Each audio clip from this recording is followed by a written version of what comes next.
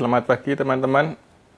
Kita akan membahas lagi masalah perkelancengan atau trigona. Yang kita bahas ini nanti spesifik mengenai biroi, karena saya ini mayoritas memelihara biroi dibandingkan dengan itama maupun levisep, karena ada beberapa alasan berikut. Nah, kita bahas ada mengenai keunggulan dan kelemahan dari biroi. Semoga ini membantu teman-teman. Jadi sebelumnya saya tekankan dulu ya teman-teman. Jadi saya ini seorang pecinta lebah, terutama jenis trigona atau tetragonula. Jadi saya bukan expert atau bukan ahlinya. Jadi saya membuat video ini sebagai dokumentasi sehingga ingatan saya bisa tersimpan di YouTube ya. Jadi jika banyak salahnya harap dimaklumi. Jadi sebelumnya tetragonula biroi itu sebetulnya itu tidak tepat, karena menurut beberapa ahli itu bukan jenis biroi, terutama yang kita dapat dari Sulawesi, karena umumnya di Indonesia kita dapatkan tetragonula biroi itu dari Sulawesi, tapi sebetulnya itu adalah tetragonula levisep kompleks. Tapi salah kaprah disebut biroi, karena biroi yang asli itu dari Filipina. Tapi saya sendiri belum tahu atau apa bedanya biroi yang dari Filipina maupun yang dari Sulawesi.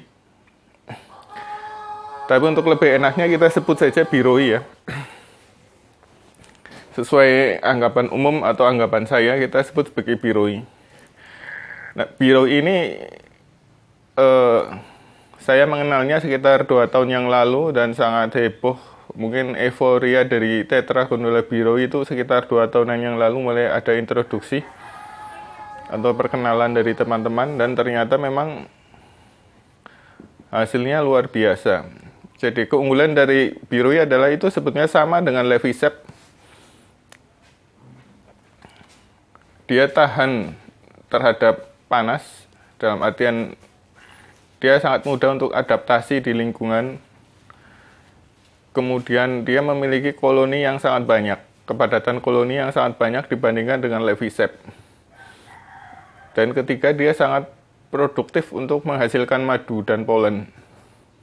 Itu semuanya tergantung vegetasinya, namun dalam vegetasi yang sama antara levisep dan biroi, itu lebih banyak menghasilkan biroi.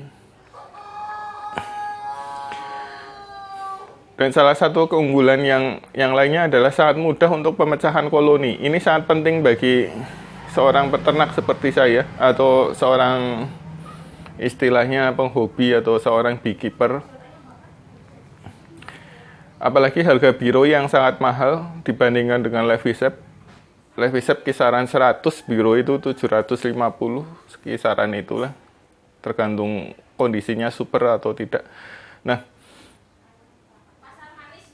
untuk pemecahan atau split koloni dari biroi itu sangat mudah pada kondisi lingkungan yang memadai atau mendukung. Itu cukup menyediakan telur muda, kemudian kita split. Nanti lebah bekerja dalam waktu 3-5 hari, dia akan menyadari tidak ada ratu di situ. Kemudian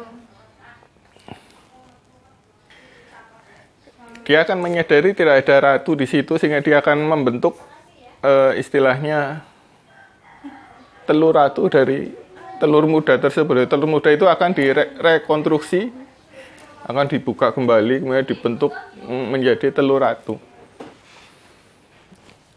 Nah, itu salah satu keunggulan dari biroi. Dia mudah untuk split dan cangkok. Saya lebih senang untuk perbanyakan dari biroi adalah menggunakan teknik perpaduan antara split dan cangkok. Jadi saya menggunakan cangkok dengan support telur muda, sehingga dalam waktu 3 hari akan terbentuk ratu. Dalam waktu 21 hari ratu kemudian akan menetas, sehingga pada cangkokan itu akan muncul ratu baru, 1 minggu kemudian bisa dipisah. Itu cara saya, tapi ada sebagian teman yang bisa memecah sebulan itu 2 kali. Kalau saya sebulan sekali. Saya nggak ngerti teknik yang sebulan 2 kali, saya belum begitu tahu. Itu keunggulannya teman-teman. Jadi dibandingkan dengan Itama atau Levisep, itu produk staf madunya itu di tengah-tengah. Jadi di bawahnya Itama, namun jauh di atasnya Levisep. Tapi Biroi mewarisi dari kebandelan maupun kebandelan dan daya tahan terhadap lingkungan mewarisi dari Levisep. Jadi dibandingkan dengan Itama yang manja dan tidak adaptif, Biroi itu sangat adaptif. Nanti saya praktekkan ya untuk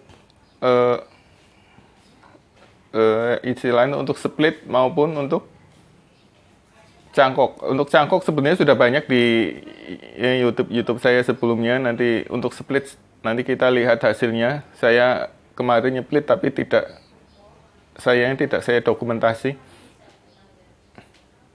Atau saya dokumentasi, nanti saya lihat di kamera saya, mungkin siapa tahu ada. Nah teman-teman, setelah tadi bahas tentang Biroi, kita bahas lagi tentang masalah split. Ini split termasuk menurut saya lebih sukar dibandingkan dengan cangkok, tapi hasilnya lebih cepat. Jadi untuk split kita harus hati-hati ya teman-teman, karena bisa istilahnya bisa gagal. Kalau gagal ya percuma istilahnya. Jadi yang harus diperhatikan dari split adalah kita harus melihat dari koloni indukan. Kita perhatikan koloni indukannya lebih banyak polen atau madu. Jika lebih banyak polen berarti memang dia udah siap untuk pecah koloni atau kita bisa split. Jadi pertama kita lihat polennya dahulu. Jadi polennya banyak, oke, kita siap untuk split. Dan tentunya kondisi telurnya yang banyak. Kemudian ketika kita split, kita pisahkan, kita harus perhatikan bahwa untuk splitan yang baru atau di kotak split harus ada telur muda. Jadi dimasukkan telur muda di situ, karena telur muda itu yang akan dibentuk menjadi telur ratu.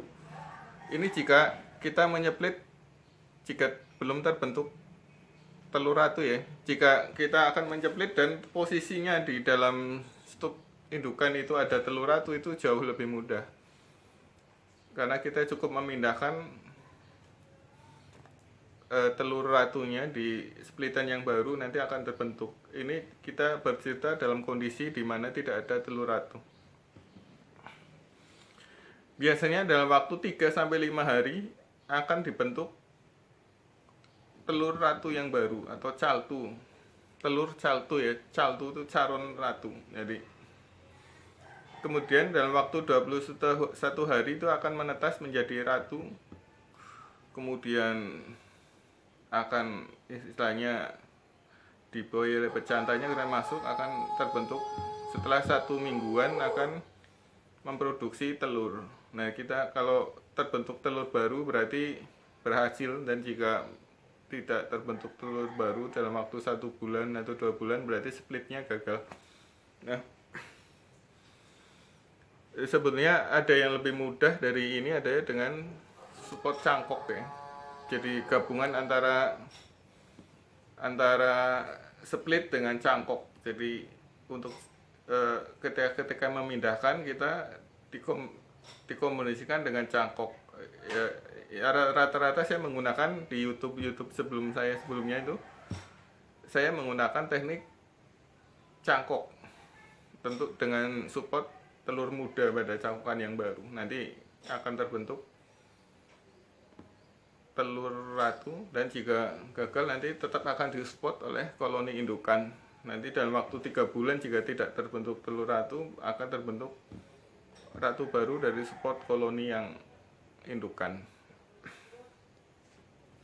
Nah, nanti kita lihat contoh-contohnya teman-teman, yang sudah saya lakukan, dan saya kira sudah saatnya mereka membentuk telur ratu. Nanti kita lihat. Ini contoh splitan saya ya. Jadi kebetulan saya memiliki bekas dari koloni Itama yang ternyata tidak cocok di lingkungan sini, jadi punah. Tapi meninggalkan madu dan propolis di dalamnya yang banyak, juga tentunya ada polen. Kita lihat. Ini udah kisaran sekitar 3-5 harian.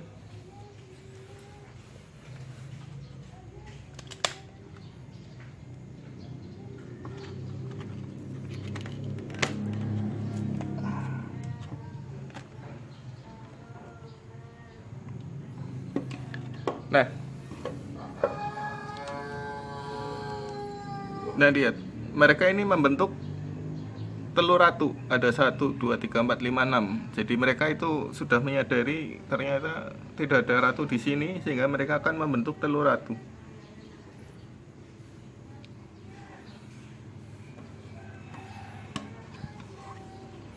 Ini luar biasa sekali teman-teman. Ini salah satu kentungan birui. Jadi yang saya split atau saya taruh di sini adalah telur muda.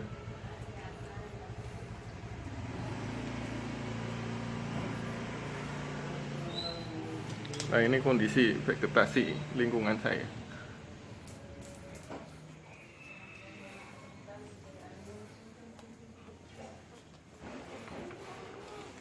Nah, ini saya menggunakan teknik cangkok dengan support telur muda. Ini saya taruh telur mudanya, ini saya support telur. Ini koloni indukan. Saya nggak berani buka karena ini sangat ganas karena penuh.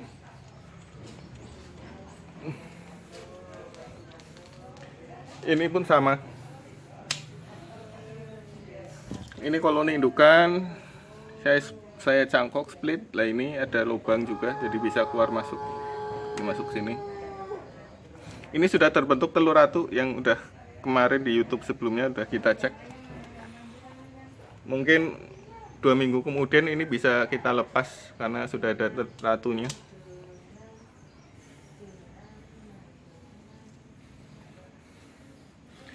Nah, demikian teman-teman, semoga ini bermanfaat dan tetap bisa membuat lebah kita lestari.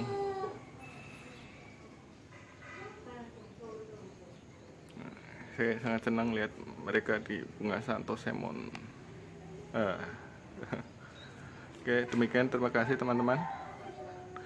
Jika teman-teman merasa bermanfaat dengan video ini, bisa tolong dibagikan dan subscribe ya.